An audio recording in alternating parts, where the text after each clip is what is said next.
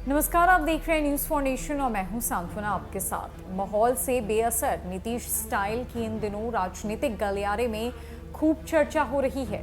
हालिया उदाहरणों के साथ लोग बगैर गुना भाग के संपूर्ण गणित को लोग काफी सहजता से समझ रहे हैं।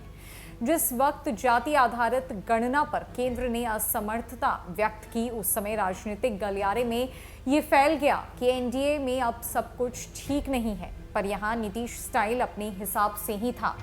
जाति आधारित गणना पर भाजपा के लोग यहां तक कि एक दो मंत्री भी अपने रॉ में बोले जा रहे थे। नीतीश कुमार ने किसी तरह की टिप्पणी नहीं की और सार्वजनिक रूप से सिर्फ यह बोलते रहे कि क्यों जरूरी है जाति आधारित गणना। सर्वदलीय बैठक का ऐलान हुआ तो भाजपा के सुर बदले और उनकी ओर से भी सर्वदलीय बैठक में सहभागिता रही। भाजपा ने खुलकर जाति आधारित गणना के नीतीश स्टैंड का समर्थन कर दिया। यह आसान नहीं था। इसके पूर्व जाति आधारित गणना को संपूर्ण विपक्ष का भी समर्थन था।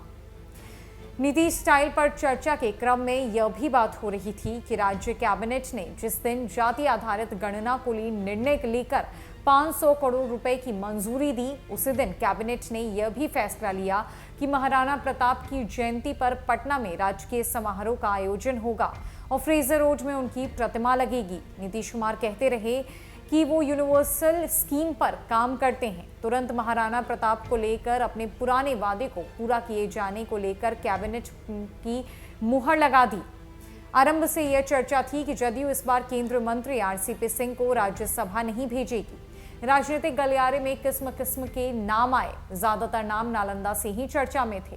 ये भी कहा गया कि नीतीश कुमार आखिरकार आरसीपी सिंह को ही भेज देंगे, पर यहाँ भी नीतीश स्टाइल अपनी तरह से दिखा। बिहार से कोई नाम नहीं आया, बल्कि झारखंड के खीरू महतो को उन्होंने राज्यसभा के लिए तय कर दिया। ये कहा कि पुराने कार्यकर्ता हैं और बिहार के बाहर के लोगों को भी पार्टी से उम्मीद है। किसी तरह का उबाल ही नहीं दिखा।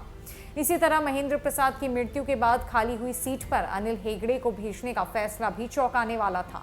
ये बात स्थापित की जा रही थी कि जदयू कार्यकर्ता सेंट्रिक दल है। हर बार जब जनता के साथ साथ राजनीतिक गलियारे में नीतीश कुमार के खिलाफ बातें उठने लगी, यहां तक कि भाजपा कोटे के मंत्री और जितने भी कार्यकर्ता हैं उनकी तरफ से भी गुफ्तगू होने लगी, तब मुख्यमंत्री नीतीश कुमार ने अपना एक अलग स्टाइल दिखाया। उन्हें ये कहा जाता है कि नीतीश कुमार ना तो किसी पर टिप्पणी करते हैं और ना ही जल्दी कोई बयानबाजी करते हैं।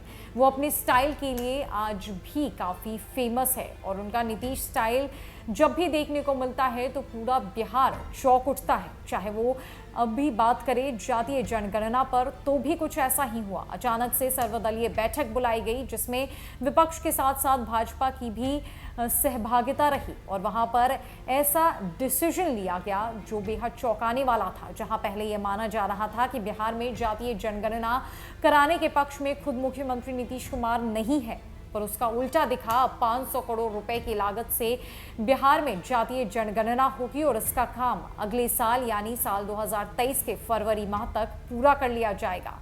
फिलहाल के लिए इस रिपोर्ट में इतना ही। कई रिपोर्ट्स के लिए हमारे साथ बने रहे न्यूज फॉर नेशन में। नमस्कार।